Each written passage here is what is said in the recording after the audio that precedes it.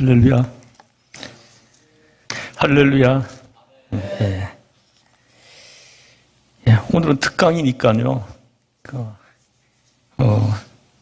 설교가 아니고 특강이니까 거기에 맞춰서 좀 말씀을 좀 전하고 마치겠습니다. 30분 동안의 그 이야기를 하려고 하니까 너무 짧아요. 저는 강의를 하면 시작하면 8시간 하는 사람이거든요. 근데 30분 동안에 이 특강을 하라고 하니 제가 마음의 부담이 사실 많이 있었습니다. 어쨌든 그 30분 동안에 제가 2가지를 좀 이야기하고 가려고 합니다. 하나는 뭐냐 하면 출산 문제를 좀 얘기하고요. 또 하나는 그 예수학교가 말씀을 훈련시키는 학교로 이렇게 좀 나아갔으면 좋겠다. 이 방향을 좀 이렇게 좀 이야기하려고 합니다.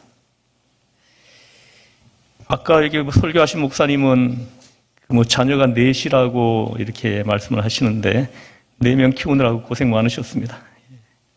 근데 저는 5명입니다. 예. 그래서 제가 이렇게 잘 나가지고 지금 여기 선 게 아니고요. 아이가 5명이어서 저를 여기 세우신 것 같아요. 예. 근데 저는 36살에 저희 아내는 39살에 결혼했습니다. 그래서 저희 아내가 3살 연상이에요.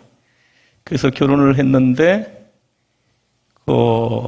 하나님이 급하셨는지 결혼하는 날 첫째가 생겼어요. 그래가지고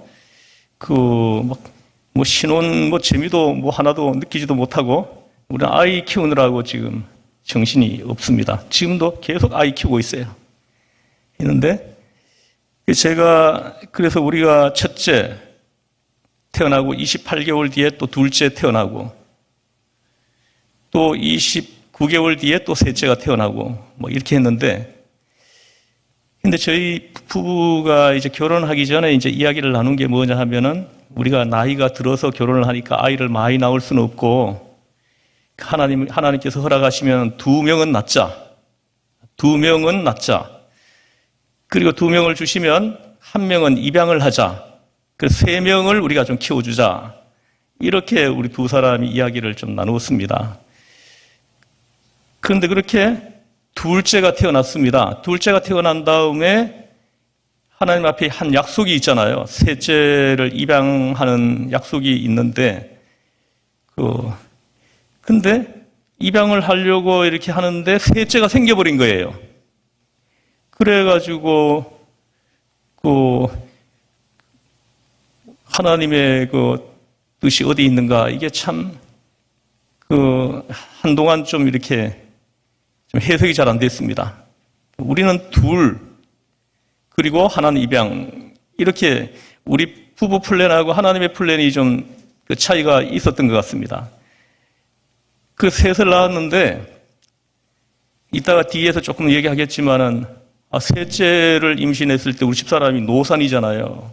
38살에 첫째를 가져가지고 낳았고, 40살에 둘째, 43살에 지금 셋째를 하니까 많이 늦었잖아요. 근데 놀랍게도 다 순산했습니다. 할렐루야.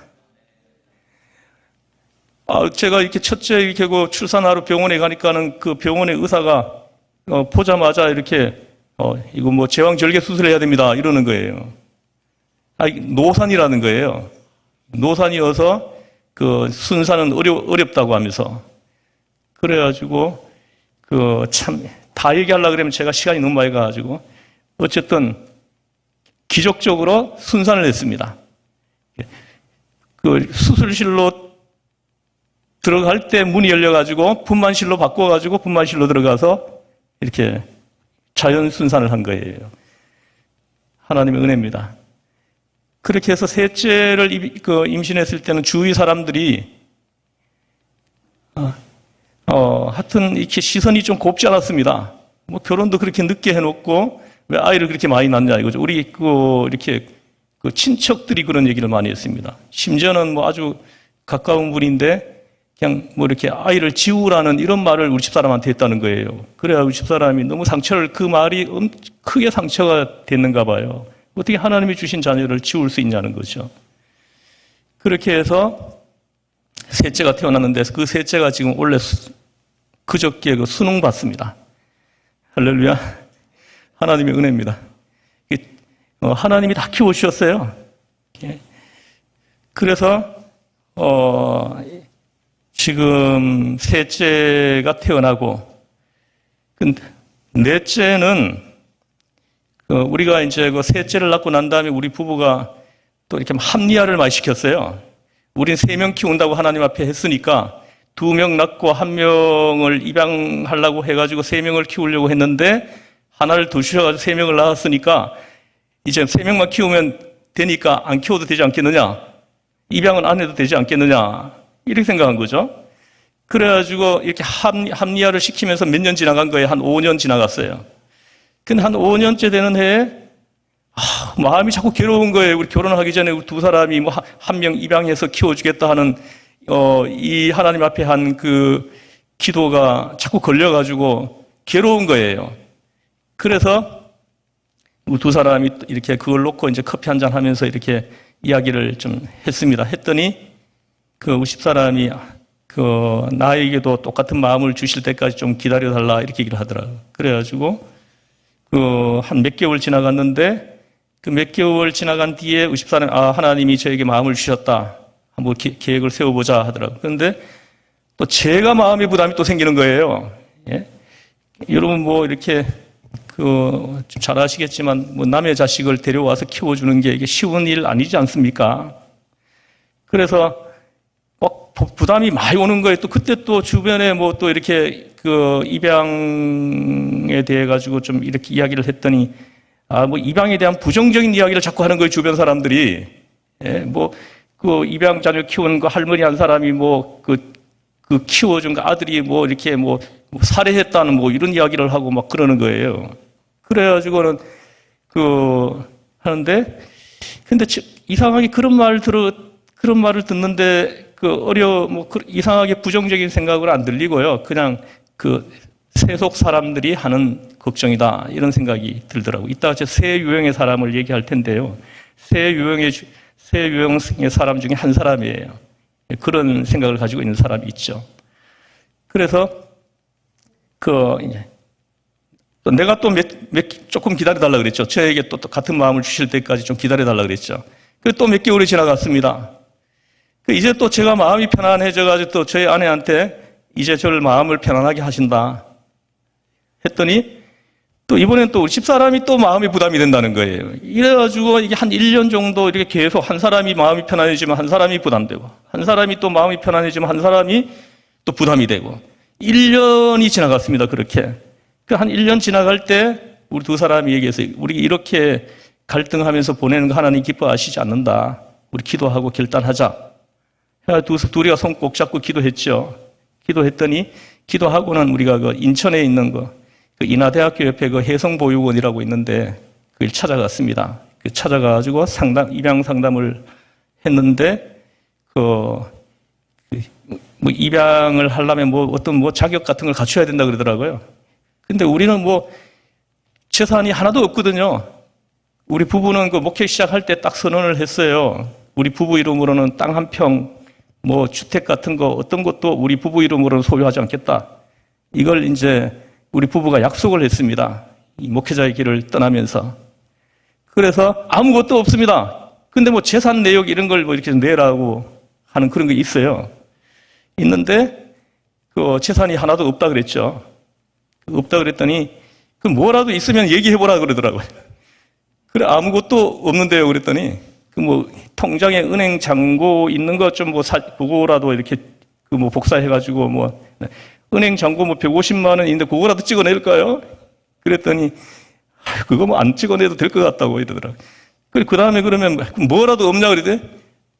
우리 교회에서 총회 연금을 넣어주시는데요. 그 총회 연금 내주는 거 그거 있다 그랬더니 그럼 그거라도 좀 이렇게 떼가지고 내라 그러더라고. 10몇 년 낸 거 근거.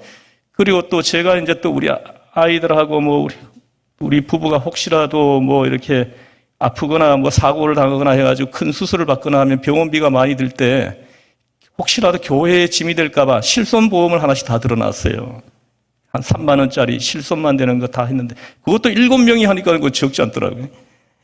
그래서 우리 부부는 뭐 계속 이게 인상이 돼가지고 지금 10만 원씩 넘어가지고 이번에 뭐 다음 세대 보험인가 뭐 그걸로 바꿨습니다. 적은 걸로. 10만 원 넘어가니까 부담이 돼서 할 수가 없는 거예요. 그래서 지금 5만 원씩으로 낮춰놨습니다. 했는데 그렇게 이제 그거도 떼가지고 오라 그러더라고요. 그거도 떼고 그렇게 하고 냈는데 또 담당부 하신 분이 우리 교회를 찾아왔어요. 찾아와 다 살펴봅니다. 했는데 우리 시흥 전원교회 한번 와보시면 우리 소기청 교수님 와보셨지만 그림 같은 교회입니다. 아주 산속에 아주 예쁜 교회가 있어요. 그렇다고 시골 아닙니다. 우리 교회는 부천역에서 마을버스로 세정거장만 가면은 우리 교회입니다. 혹시 그쪽으로 지나가시다가 제가 생각나면 한번 들리세요. 제가 차도 대접하고 맛있는 것도 사드릴게요. 예. 그리고 또 게스트하우스도 있어요. 뭐 지방에서 올라오시는 분이 있으면 재워드릴 수도 있습니다. 자, 어쨌든 그래가지고 했는데 넷째를 그렇게 입양을 했고요. 그리고 넷째를 입양하고 난 다음에 또 한 4년인가 지났는가. 근데 우리 아이들이 이번에는 엄마, 아빠, 여동생 하나 있었으면 좋겠다. 또 이러는 거예요. 넷째는 아들이거든요.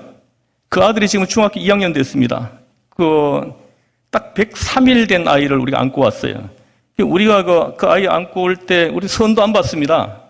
부부가 우리 선 안 보겠다. 보육원에서 안고 나오는 아이 우리 안고 가겠다. 이렇게 했거든요. 그래서 보육원에서 한 명 선택해가지고 우리한테 데리고 나오면 우리는 안고 가는 거죠. 그렇게 했는데, 우리가 선택하는 것보다 그 선택을 하나님께 맡긴 거예요. 하나님의 선택이 우리의 선택보다 얼마나 더 지혜로울 수 있는지 저는 알거든요. 하나님께 그 선택을 맡긴 거죠. 그래서 이제 아이를 받아오는 날 우리가 갔는데 그 보육원이 천주교에서 운영하는 보육원인데 수녀가 안고 나왔어요. 나왔는데 우리가 되게 궁금했습니다. 어떻게 생겼는지. 그래서 이제 집사람이 얼른 받았죠. 제가 이렇게 딱 봤죠. 이렇게 어떻게 생겼는지. 이게 봤는데 얼마나 부담이 되는지요. 예? 아니 이 눈이 있잖아. 위로 쭉 올라가 있는 거 있죠. 눈이 이렇게 위로 쭉 올라가 있어요. 그래가지고 뭔가 좀 이렇게 뭔가 있죠. 예? 하여튼 안 데리고 가고 싶은 그런 아이인 거예요. 그래가지고 집사람한테 우리 좀 바꿔달라고 할까? 그런데 집사람 얘기하는 거예요. 우리가 안고 나오는 아이를 하나님이 주신 아이로 안고 가자고 하지 않았느냐 이러는 거예요. 그래가지고 그 말에 내가 꼼짝을 못하고 그냥 안고 온 거죠. 안고 왔는데 그 주일날 예배 드릴 때 데려갔더니 그 교인들이 막 예배 끝나고 난 다음에 막 궁금해서 보잖아요. 보는데 그 여집사님 한 분이 한 말이 아직도 기억나는 게 있는데, 아이고야, 조폭같이 생겼다 이러는 거예요. 눈이 쭉 올라가 있으니까 이 조폭같이 생겼다는 거예요. 그런 말 하면 안 되겠더라고. 아이한테 어떻게 그런. 그래서 그 말이 너무나 상처가 되고 우리 부부가 그때부터 기도했습니다. 하나님이 주신 아이가 조폭 같다는 이런 말을 들어서야 되겠냐고. 그래가지고 좀 눈이 좀 내려가게 해달라고. 예? 이거 정말 기도했어요, 우리 부부가. 그렇게 한 2년 정도 기도를 했는데 정말로 눈이 내려가더라고요. 지금 보면 얼마나 선하게 보이는데요. 예? 잘 생겼습니다. 지금 중학교 2학년인데 공부를 얼마나 잘하는지 몰라요. 예? 수학은 시험 보면 다 만점 받아주고요. 중학교 과정 수학은 다 마스터했어요. 그것도 위로 형들이 그냥 수학을 잘하거든요. 그래가지고 주말에 애들이 와요. 큰 애들은 대학교 다니는데 기숙사에 가 있어요. 우리는 지금 대학생이 2명이고 고등학생 지금 3학년이 하나 있고 중학생이 있고 초등학생이 있고 엄청나게 많습니다. 그런데 주말마다 오면 물어볼 거 이렇게 이렇게 모아놨다가 형들이 오면은 그거 가지고 또 애들, 형한테 물어봐요. 그럼 형이 또 잘 가르쳐 줍니다. 천천히 가르쳐 주고. 그렇게 잘하고 있습니다. 근데 이제 문제는 다섯째인데, 시간이 이건 너무 많이 가네. 어쨌든, 한 10분 정도 조금 더 해도 되죠? 예. 어쨌든, 한 번 하면 8시간 강의하는 강사를 불러놓고 30분 하라고 하니, 제가 이게, 줄이려고 해도, 어쨌든 이제 제가 이 다섯째를 아이들이 동생 노래를 부르는 거예요. 그래서 그걸 우리는 하나님의 음성으로 들었습니다. 하나님이 아이들을 통해가지고, 입술을 통해가지고 또 한 명을 키워달라고 하시는구나. 여러분, 입양은요, 내 자식으로 키우려고 그러면 힘들어서 못 키웁니다. 하나님께서 나에게 이렇게 맡기셔서 하나님이 나를 통해서 키우시려고 하신다는 이런 마음으로 해야만이 할 수 있어요. 그래서 우리가 그렇게 했는데, 그럼 다섯째를 키우려고 계산을 해보니까는 우리가 은퇴 나이하고 이렇게 아이들 나이 맞춰보니까는 갓난아기를 데려오면은 은퇴 나이에 맞춰가지고 대학생도 안 되겠더라고요. 그래가지고 그러면 좀 큰 아이를 좀 입양하자. 이렇게 한 거예요. 그래서 4살 이상 된 아이여야 우리가 입양하면 그래도 교육은 시켜줘야 되잖아요. 그죠? 그래, 그 다음에 대학을 졸업하면 혼자서 이제 독립해야 되겠죠. 우리 아이들은 대학 졸업하면 다 독립하는 걸로 알고 있어요. 그래서 지금 벌써 다 독립 다 하려고 하고 있습니다. 근데, 그래서 보육원에 물어보고, 4살 이상인 아이가 있고, 이번에는 애들이 여동생 하니까 또 하나님의 뜻으로 알고 그 여자아이가 있는지를 물어봤습니다. 물어봐가지고, 4살 이상이고 여자아이가 있으면은 하나님의 뜻으로 알고 우리가 입양하기로 그렇게 한 거예요. 만약에 없다 그러면은 하나님 키우지 말라는 사인으로 알고 하지 말자 이렇게 한 거죠. 그래가지고 딱 기도하고는 전화했습니다. 했더니 그런 아이는 없는데요 이러더라고요. 그래서 속으로는 참 좋더라고요. 편안하고 하나님이 안 키워도 된다고 하는가 보다 하고는 했죠. 그런데 이제 마지막에 전화를 끊으려고 하는데 그런데 한 아이가 있긴 있다고 또 이러는 거예요. 없다더니 또 어떻게 있다고 하냐 그랬더니 지금 입양되었다가 파양되고 있는 아이가 한 명 있다는 거예요. 한 아이가 입양이 되었는데 입양한 그 집이 이 아이 입양해가지고는 그냥 거의 집안이 파탄이 났다는 거예요. 그 집이 키우는 아이 한 명하고 이게 너무 이렇게 하여튼 자세한 이야기는 드릴 수 없고 그래가지고 파양 절차를 밟고 있다는 거예요. 파양 절차를 밟는데 8개월이 걸린대요. 그래 8개월 뒤에 이 아이를 입양하겠느냐 이렇게 묻더라고요. 그래가지고 알았다 우리 의논해가지고 다시 전화하겠다고 끊었죠. 끊고는 의논했어요. 그래 있다고 하잖아. 있다고 하면은 하나님 뜻으로 하기로 했잖아. 이게 된 거죠. 그래서 전화 다시 걸어가지고 우리가 하겠습니다 했죠. 그래서 이제 또 이게 입양법이 바뀌어가지고요. 또 이렇게 파양이 되면은 친모 호족으로 이 아이가 다시 또 들어갑니다. 들어갔다가 또 그 다음에 친모가 양육을 포기하면 우리가 입양할 수 있는 거예요. 그래 친모가 키우겠다 그러면 우리가 안 되는 거예요. 우리한테 안 돌아오는 거예요. 그래서 은근히는 친모가 키우겠다 좀 그렇게 말을 하기를 좀 한편으로는 좀 그게 좀 있더라고요. 그게 참 희한하게도. 그랬는데 근데 친모가 안 키우겠다고 최종적으로 했다는 거예요. 그래서 입양 절차를 봤는데 다섯째 할 때는요 입양법이 바뀌어가지고 판사가 판결을 내려줍니다. 그래가지고 법원에다가 서류를 다 내가지고 판사가 다 이렇게 검토해가지고는 이 사람은 키울 수 있다 판단이 되면은 양육 허가를 해주는 거예요. 그래서 말씀드렸다시피 우리 아무것도 없거든요. 아무것도 없는데 보통 한 6개월 걸린다 그래요. 법원에 들어가면 서류가. 근데 우리 3일 만에 판결을 해주더라. 3일 만에. 법원에 서류가 넘어간 지 딱 3일 만에 입양 허가가 난 거예요. 그래서 우리가 가가지고 그 아이를 데려왔죠. 4살 때 데려왔습니다. 근데 지금은 얘가 초등학교 5학년 됐습니다. 할렐루야. 얼마나 이쁜데요. 지난 주일날은 얘가 봉헌송을 했어. 보건송을 하는데 온 교인이 다 은혜 받았습니다. 하나님의 열심이라는 그 찬양을 얘가 부르는데 굉장히 그걸 소화시키기 쉽지 않은 곡입니다. 근데 그 얘가 찬양을 하는데 얼마나 잘하는지 큰 은혜를 받았어요. 제가 이제 이렇게 해가지고 5명이 된 거예요. 근데 그 5명을 키우면 좀 참 어렵지요. 뭐 쉬운 건 저희 아내가 고생 많이 했습니다. 뭐 기저귀 한 명 갈아주는데도 28개월, 30개월씩 갈아줘야 되잖아요. 한 명당. 예? 그러면 5명이면 몇 개월 갈아준 거예요. 예? 우리 집사람은 계속 임신하고 낳고 기저귀 갈아주고 임신하고 낳고 기저귀 갈아주고 그래 지금까지 나오고 목회하면서 계속 그거 하면서 지금까지 온 거예요. 그런데 우리 둘째가 내가 요번에 핸드폰을 바꿨는데 아유 비싸더라고요 핸드폰이. 그래가지고 제일 싼 거 있거든요. 그랬더니 우리 단톡방에 내가 그걸 우리 가족 단톡방에 그걸 올렸더니 우리 딸이 얘기하더라고요.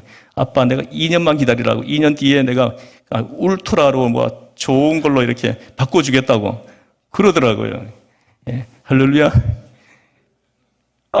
여러분 보세요. 이게 아이들이 그 중에 한 명은 엄마 아빠 나중에 집을 사주겠다는 놈도 있고요. 예, 한 명은 또 차를 사주겠다고 하고요. 예, 그래가지고 너희들 차 집 필요 없다. 너희들 매달 얼마씩 좀 보내라. 5명이 보내면 한 50만 원씩 보내면 얼마입니까 이게? 예? 자 어쨌든 이렇게 키울 때는 힘들어도 키우면서 또 부모가 이렇게 얻는 기쁨이 굉장히 있어요. 여러분 보세요. 지금 출산 장려 정책을 저렇게 막 적극적으로 펴는데도 왜 안 낳는 거예요? 요즘 사람들이 있잖아요. 아이를 낳으면은 자기 인생을 희생한다고 생각하는 거예요. 그리고 또 이렇게 왜 아이를 낳아가지고 내가 고생을 해야 되냐 이거죠. 예? 그래가지고 결혼도 안 하려고 그래. 내가 왜 결혼해가지고 내가 한 여자하고 결혼해가지고 그 여자를 내가 목에 살려야 되냐. 이런 이제 생각들이 밑에 자리를 잡고 있는 거예요. 아까 여기 축사하시는 전 대사님께서 이렇게 몇 가지를 이렇게 말씀하셨는데 저는 다른 방법을 제시합니다. 그렇게 해가지고 되는 거 아니에요. 예? 그래서 그거는 있는 아이들을 이렇게 불러 모을 수 있지만 낮게 해야 되거든요. 낮게. 예? 그럼 낮게 하려면 어떻게 되냐? 그렇게 아이를 낳으면 내가 희생한다. 요 아이 때문에 내가 희생한다 하는 그 생각을 바꾸어줘야 되거든요. 이거는 희생하는 것이 아니라 축복이다. 자녀가 축복이고 하나님의 은혜다라는 생각으로 이걸 바꿔주는 거거든요. 예? 바꿔주면은 아이들 키우는 게 행복이고 축복이고 은혜고 너무 좋은 거죠, 그죠? 우리 아이들 주말 되면 다 모여듭니다. 그래서 주말에 토요일마다 한 번씩 가족 예배를 드려요. 3명 다 기숙사가 있거든요. 그래서 이렇게 모이면 우리 집 조그만 합니다. 사택 13평인데 거기 좀 달아내가지고 한 2평 될 거예요. 되는데 거기 애들이 다 모여들면 바글바글 해요. 예? 그래도 얼마나 좋은지 모릅니다. 예? 할렐루야. 예. 생각을 바꿔주면 되거든요. 그러면 그 생각을 어떻게 바꿔줘야 되느냐? 여러분 보세요. 내가 오늘 이게 말씀드리려고 하는 것이 바로 이건데 이 고린도전서 2장과 3장에 보면은 세 유형의 사람을 기록해 놨습니다. 2장 14절에 보면요. 제가 한번 읽어 드릴게요. 2장 14절에 육에 속한 사람은 하나님의 성령의 일들을 받지 아니하나니 이는 그것들이 그에게는 어리석게 보이며 또 그는 그것들을 알 수도 없나니 그러한 일은 영적으로 분별되기 때문이라 이렇게 말합니다. 여기 보면 육에 속한 사람은 이렇게 얘기를 해요. 하나님의 성령의 일들을 받지 않는다 이렇게. 자, 육에 속한 사람 이 첫 번째 유형입니다. 이 고린도 교회에 보낸 편지인데 고린도 교회에 이렇게 세 유형의 사람들이 있었다는 거예요. 그 첫 번째가 이 육에 속한 사람입니다. 이 헬라 말을 찾아보니까 투슈키코스라는 이 단어를 쓰는데 자연인입니다. 세속 사람이에요. 세상 사람들입니다. 그 세상 사람들은 이렇게 자기 마음 가는 대로 살잖아요, 그죠? 자기 마음 가는 대로 사는 사람이 세상 사람이죠. 그 다음에 두 번째 사람은 어떤 사람이냐 하면은 그 3장 3절에 보면 제가 읽어드릴게요. 너희는 아직도 육신에 속한 자로다. 너희 가운데 시기와 분쟁이 있으니 어찌 육신에 속하여 사람을 따라 행함이 아니리요. 이렇게 말씀합니다. 여기 보니까 육신에 속한 자로다 이렇게 얘기합니다. 우리가 아무 생각 없이 읽으면 뭐 육에 속한 사람과 같은 사람으로 생각할지 모르지만 다른 사람이에요. 여기서 육신에 속한 사람을 헬라 말로 찾아보니까 사르키노스라고 하는 단어를 쓰는데 이거 뭐냐면 어린아이입니다. 여러분 보세요. 10년 전에 예수를 믿었는데 10년이 지났는데도 똑같은 모습인 거예요. 안 바뀌어요. 10년, 20년 예수를 믿었는데도 20년 전에 사용하던 언어를 그대로 사용하고 있고요. 20년 전에 하던 행동을 똑같이 하고 있는 거예요. 이런 사람을 사르키노스라고 합니다. 육신에 속한 자라는 거죠. 신앙이 안 자라는 거예요. 이게 두 번째 유행의 사람이에요. 고린도 교회에 있었던 두 번째 유행의 사람이라는 거죠. 안 자랍니다. 그래서 여러분 보십시오. 제가 목회를 해보니까 아주 힘든 게 많은데요. 이 목회자가 다 받은 미션이 뭡니까? 그게 뭐냐면 마태복음 28장 16절에서 20절까지 나오는 말씀이잖아요. 그죠? 너희는 가서 모든 민족을 제자로 삼아 아버지와 아들과 성령의 이름으로 세례를 베풀고 내가 너희에게 분부한 모든 것을 가르쳐 지키게 하라. 이렇게 말씀하잖아요. 그죠? 거기 보면 미션이 몇 가지예요? 모든 민족을 제자로 삼으라는 거 한 가지. 또 하나는 뭡니까? 아버지와 아들과 성령의 이름으로 세례를 베푸는 것. 나를 통해서 세례받는 사람이 계속 이어지게 하라는 거예요. 여러분을 통해 가지고 세례받는 사람들이 계속 나타나야 된다는 거예요. 이게 하나님이 우리에게 주신 미션이에요. 여러분 1년이 지나가도 나를 통해서 세례받는 사람이 안 나타난다 그러면 직무유기인 거예요. 불충실한 사람인 거예요. 부지런히 전도해야 됩니다. 그래서 내가 전도한 사람이 세례를 받아 예수를 주로 고백하고 세례를 받는 데까지 이끌어줘야 되는 거죠. 이 일이 중단되지 않게 해야 된다는 거예요. 계속 이어지게 해야 된다는 거죠. 이게 두 번째 미션이에요. 세 번째 미션은 뭐냐 하면은 내가 너희에게 분부한 모든 것을 가르쳐 합니다. 가르치라는 거죠. 계속 가르쳐야 되는 거예요. 저는 우리 예수학교가 이 말씀을 훈련시키는 학교로 이렇게 좀 나아갔으면 좋겠어요. 저는 원래 성경을 통째로 이렇게 외워주는 강사거든요. 그래서 보면 사람들이 전부 다 성경을 종으로도 못 봐요. 그러나 성경이 능통해지면 행으로 봅니다. 그래서 이 성경 66권 책을 예를 들어서 1장 하면은 66권 모든 책의 1장의 내용이 다 머리에 떠오르는 거예요.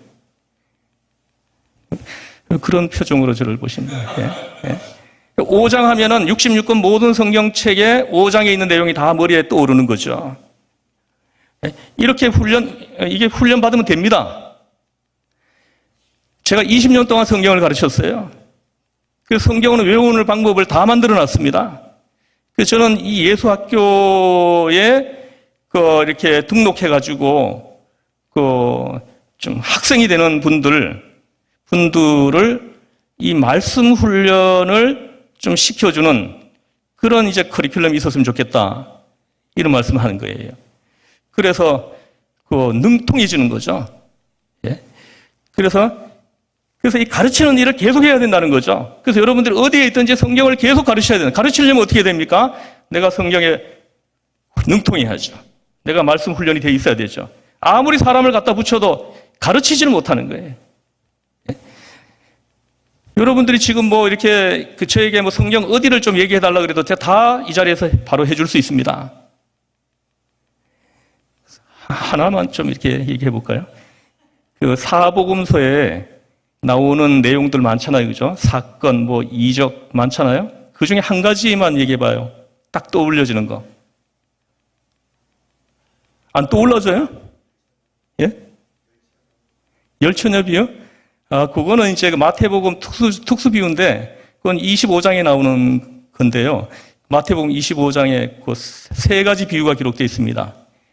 열처녀 비유, 달란트 비유, 양과 염소 비유. 그 세 가지가 기록되어 있는데, 그거 말고 또 다른 거 없습니까? 뭐 이적 같은 거 뭐 이런 거. 가나의 혼인잔치. 이거는 또 이게 요한복음 특수 이적입니다. 요한복음에만 기록되어 있어요. 요한복음 그 2장에 기록되어 있는데, 그건 요한복음에만 나오는 이적입니다.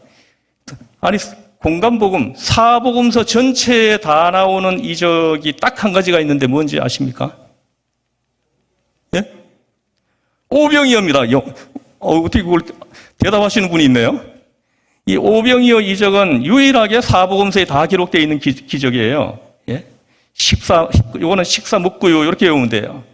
식사육구유, 요게 나옵니다. 마태복음 14장, 마가복음 6장, 누가복음 9장, 요한복음 6장에 나와요. 한번 따라해보세요. 식사묵구유.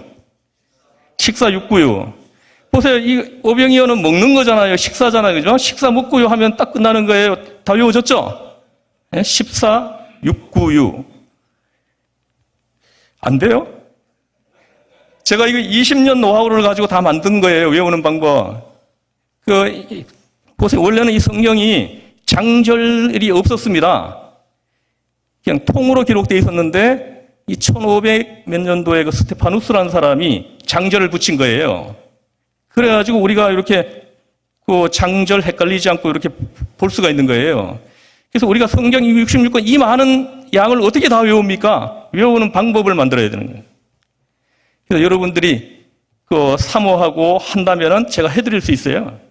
예. 그래서 그 예를 들어서 뭐 사복음서 한 3일이면 다 외워줄 수 있습니다. 좀 안 당겨요? 그래서 제가 말씀드립니다. 그래서 지금 이제 성도들이 그 앞에 말한 두 유형의 사람들에 다 속하기 때문에 아이도 안 낳는 거예요. 예? 육에 속한 사람, 예? 푸시키코스, 그리고 또 육신에 속한 사람, 사르키노스. 대부분의 성도들이 지금 여기에 속해 있습니다. 그래서 안 바뀌는 거예요. 자, 그럼 세 번째 유형의 사람은 어떤 사람이냐? 여기 보시면 2장 15절에 보면, 고린도전서 2장 15절에 보면 제가 읽어드릴게요. 신령한 자는 모든 것을 판단하나 자기는 아무에게도 판단을 받지 아니하느니라, 이렇게 말씀합니다. 신령한 자. 세 번째 유형이에요. 이 고린도 교회는 이 세 유형의 사람들이 다 있었다는 거죠. 여기도 그럴걸요? 이 세 유형의 사람이 여기 다 모여 있을 거예요. 신령한 사람은 거듭난 사람이죠. 이 성화 과정을 충분히 지나간 사람이에요. 이런 사람들에게는요, 자녀가 낳는 게 축복입니다. 이런 사람들은 자녀를 많이 낳아서 키우는 것이 은혜고 축복으로 해석을 하는 거예요. 신령한 사람들은. 그러나 그 육신에 속한 자들은요, 어린아이의 믿음을 가지고 있는 사람들은 아이들이 나한테 짐이 되는 거예요. 짐으로 느끼는 거죠. 그러니까는 안 낳고 안 키우는 거예요. 그래서 우리 예수학교가 이 바람을 좀 불러 일으켰으면 좋겠다는 거죠. 신령한 사람으로 이끌어주는 거예요. 육신에 속한 자를 신령한 사람으로 바꿔놓는 학교. 할렐루야. 그럼 여러분 보세요. 여러분들이 한 10명씩 나와서 한번 키워보세요. 제가 한 60여 년 살아오면서 참 이렇게 아쉬운 게 딱 하나 있다면 결혼을 늦게 한 거예요. 나는 결혼을 일찍 하려고 그랬는데 안 돼요. 아무리 해도 안 되던데. 선을 33번이나 봤어요. 근데 자매들이 결정적으로는 조건을 보더라고. 그래서 아무것도 없으니까 나중에는 맨 처음에 조금 몇 개월 교제하고 뭐 이렇게 한 사람은 있는데 결과적으로 나중에 연락을 안 하더라고요. 그래서 여자들은 조건을 보는구나. 근데 조건을 안 보는 사람도 있더라고요. 우리 집사람을 만나니까 얼마나 편하든지. 그래서 우리 집사람, 나 아무것도 없는 나를 왜 어떻게 이렇게 배우자로 선택했느냐 하고 물어봤습니다, 한번. 그때 저희 아내가 하는 말이 뭐냐면, 난 당신의 지금을 안 보고 15년 뒤에 당신을 나는 봤다. 이렇게 얘기를 하더라고요. 할렐루야. 그러니까는 결혼하고 싶은 마음이 확 오더라는 거예요. 15년 뒤에 내 모습이 보이더래요, 기도할 때. 지금 우리 집 얼마나 저희 아내가 지혜롭고 슬기로운 아내입니까? 그죠? 지금 제가 목회도 잘하고 있어요. 예?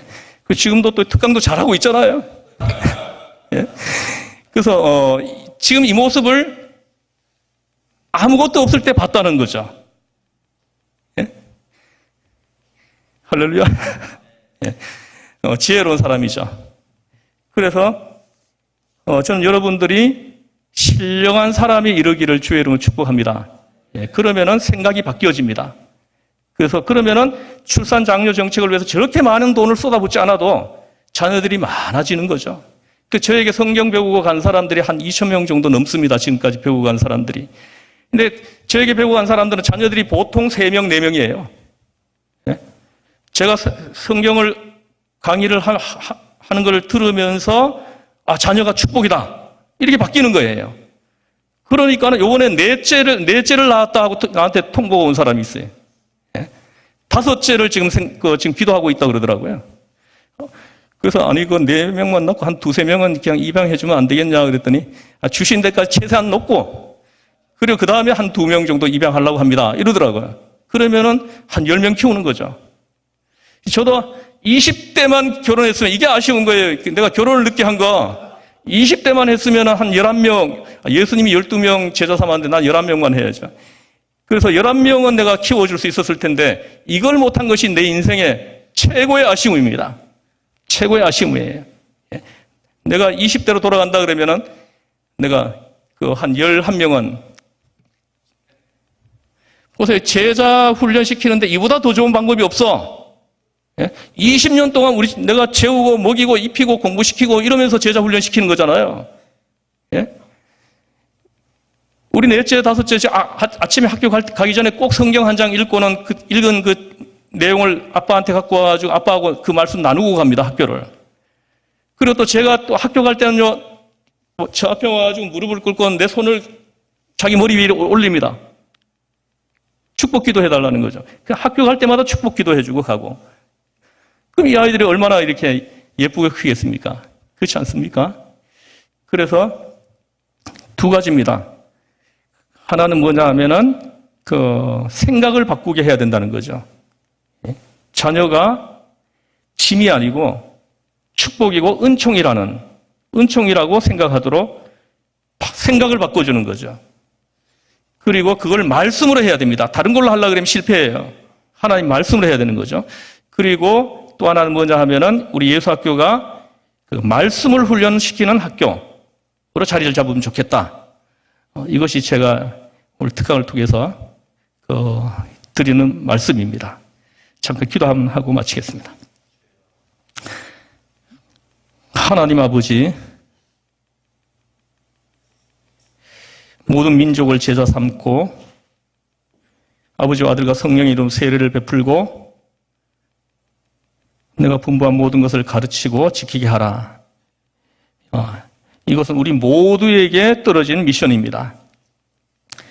근데 가르치는 것까지는 할 수 있는데 지키는 데까지 이끌어주는 것이 너무너무 힘듭니다. 하나님의 성령이 역사하셔서 성령이 바람이 불어와서 모든 성도들의 마음이 열리게 하셔서 하나님의 말씀을 품고 세상으로 나가는 성령의 큰 역사가 이 땅에 나타나게 하여 주시기를 원합니다. 이 미션을 잘 수행하는 사람들에게 어마어마한 약속을 합니다. 내가 세상 끝날까지 항상 너희와 함께 하시리라. 임마누엘의 축복을 하나님은 약속하셨습니다. 이 미션을 수행하는 사람들에게 약속하신 것입니다. 하나님, 이 놀라운 은총이 오늘 이 자리에 참석한 모든 분들에게 함께하기를 주 예수의 이름으로 기도드리옵나이다. 아멘.